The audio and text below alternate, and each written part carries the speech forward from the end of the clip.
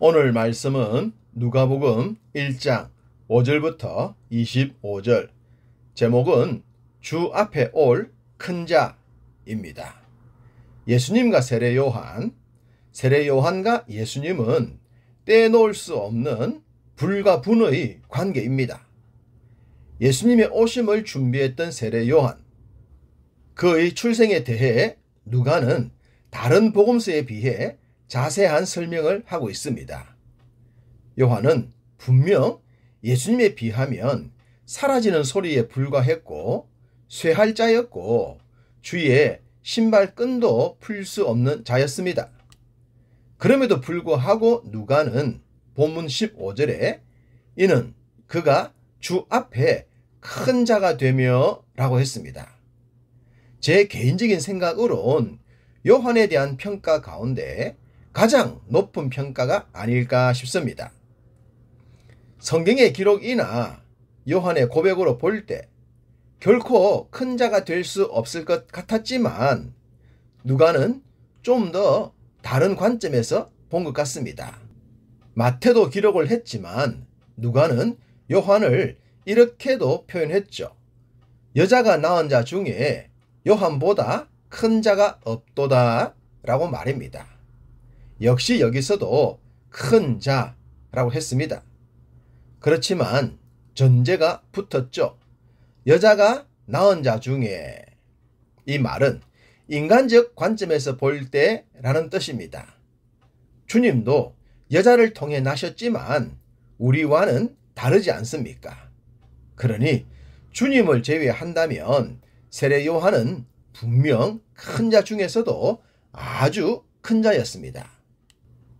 여러 번 말씀을 드렸듯이 세례 요한은 엘리야의 심정으로 온 자였습니다. 말라기 선지자가 예언을 했었고 예수님께서도 요한을 오리라고 했던 엘리야라고 하셨죠. 당연히 누가도 오늘 본문에서 그렇게 전하고 있습니다. 17절, 그가 또 엘리야의 심령과 능력으로 주 앞에 먼저 와서, 주님 앞에 먼저 올 엘리야, 그가 바로 세례 요한이었습니다. 말라기 선지자가 세례 요한이 올 것이라고 했는데 그 예언의 성취엔 400년이란 긴 세월이 걸렸습니다. 소위 400년 만에 등장했던 선지자가 세례 요한이었던 것입니다. 당연히 백성들의 갈급한 심령을 채우기에 충분했을 것이고 백성들의 인기를 한 몸에 받기에 부족함이 없었을 것입니다. 이렇게 기대가 충만했던 세례 요한, 그의 출생과 관련하여 좀 더 구체적인 내용을 보았으면 합니다. 세례 요한의 출신 배경은 아주 영적으로 보입니다. 또한 부모님의 신앙도 특별했던 것 같습니다. 요한의 아버지 사가랴는 아비야 반열의 제사장 가문이었고 어머니 엘리사벳은 아론, 즉 대제사장의 자손이었습니다. 이스라엘이라는 나라 개념에서 볼 때 이런 가문의 배경은 최상의 조합이라고 할 수 있지 않겠습니까? 제사장 가문의 아들과 대제사장 가문의 딸이 결혼을 했으니 말입니다. 영적인 금수저 출신이었다고 하겠습니다. 출애굽기 6장 23절에 최초의 대제사장 아론의 아내 이름은 엘리세바라고 기록하고 있습니다. 이 엘리세바가 엘리사벳과 어원이 동일합니다. 그러니 같은 이름이라고도 볼 수 있습니다. 성경의 인물도 지금의 시대도 좋은 이름은 따라서 짓는 경우가 많지 않습니까? 세례 요한의 어머니는 이름까지도 정통성 있는 집안의 분위기를 연출한 것으로 보입니다. 요한의 부모님은 출신 배경만 특별했던 것이 아닙니다. 6절, 이 두 사람이 하나님 앞에 의인이니 주의 모든 계명과 규례대로 흠이 없이 행하더라. 할렐루야! 우리 부모님의 신앙이, 우리들의 신앙이 이런 평가를 받을 수 있다면 판타스틱이라고 할 수 있지 않겠습니까? 하나님께 이런 칭찬을 들을 수 있는 신앙, 이것이 믿음의 경주에서 지향해야 할 궁극적인 목표가 되는 줄로 믿습니다. 이렇게 완벽해 보였던 가정인데 한 가지 아쉬운 것은 자녀가 없었다는 것입니다. 그리고 이들 부부가 나이가 많았다는 거죠.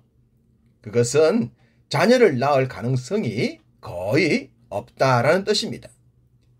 자녀를 향한 하나님의 계획은 우리가 알 수 없는 영역입니다. 주시는 것도 주님의 주권적인 영역이며 주시지 않는 것도 동일하기 때문입니다. 그러니 자식이 있다고 자만할 이유도 없고 자식이 없다고 해서 낭망할 이유 또한 없다는 것입니다. 열왕기 하엔 엘리사 선지자를 온전한 마음으로 섬겼던 수넴 여인이 등장합니다.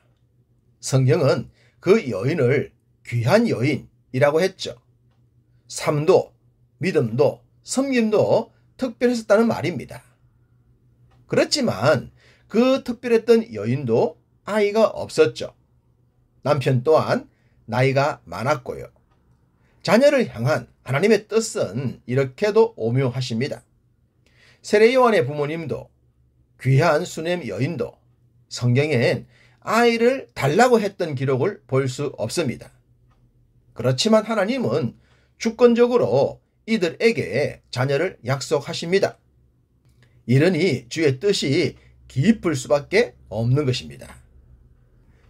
요한의 아버지 사가랴가 반차를 따라 제사장 직무를 성전에서 행하고 있을 때 주의 사자가 그를 만났습니다. 그리고 약속하셨습니다.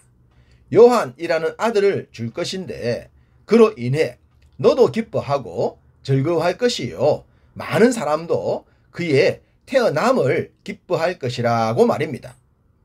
생각지도 않았는데 엄청난 선물을 받았습니다. 얼마나 기쁘겠습니까? 자녀가 없었던 가정에 자녀가 생겼다면 기쁨이야 말로 표현할 수가 없겠죠. 그렇지만 남들은 느낌이 다르지 않겠습니까? 그럼에도 불구하고 이 아이로 인해 다른 사람들도 기뻐할 것이라고 했습니다. 정말로 멋진 말씀이죠. 하나님과 사람을 기쁘게 하는 삶, 우리가 이 땅에서 누릴 수 있는 최고의 영광임을 믿습니다. 요한은 그런 사람으로 왔던 큰 자였습니다. 요한은 모태로부터 성령 충만함을 받았다고 합니다. 이 말은 부모님의 신앙이 모태로부터 이어졌다는 것이죠. 진짜 모태신앙의 정수라고 하겠습니다. 부모님의 신앙도 좋고 모태 교육도 좋았고 자녀도 그 신앙을 그대로 물려받았기 때문입니다. 당연히 이런 신앙이라면 선한 도구로 큰 열매를 거두지 않겠습니까? 성경은 말씀합니다. 이스라엘 자손을 주 곧 그들의 하나님께로 많이 돌아오게 하겠습니다. 영혼을 하나님께로 돌아오게 하는 자가 하늘의 별과 같이 빛나는 사람이지 않습니까?